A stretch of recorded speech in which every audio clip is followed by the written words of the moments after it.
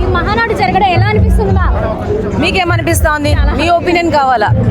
మీకు హ్యాపీ వస్తే మాకు హ్యాపీనే. ఈరోజు కడప గడ్డపై తెలుగుదేశం పార్టీ ఏంటో ఈ 2025 మహానాడులో కడప నియోజకవర్గమే కాదు, కడప పార్లమెంటు కాదు, ఉమ్మడి కడప జిల్లా ప్రూవ్ చేసుకుంది.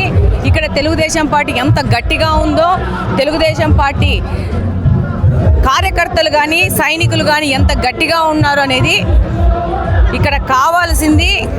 నాయకులకు మా మీద ఉండాల్సిన భరోసానే, ఆ భరోసా మా మీద పెట్టారు.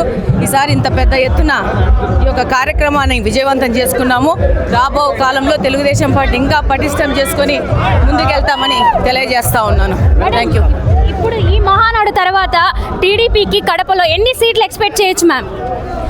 ఇప్పుడు పోయినసారి చాలామంది మీడియా వాళ్ళు వచ్చి అడిగేవాళ్ళు, మా సారు అధ్యక్షుడు పొలిట్ బ్యూరో మెంబర్ శ్రీనివాసరెడ్డి గారు చెప్పేవాళ్ళు 7 గెలుస్తామనేవాళ్ళు. కలగంటున్నావా అనేవాళ్ళు.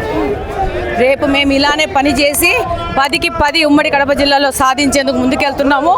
మాకు దేవుడు సహకరిస్తే డెఫినెట్గా కడప పార్లమెంట్లో 10కి 10 సాధిస్తాం. Thank you so much ma'am. Thank you.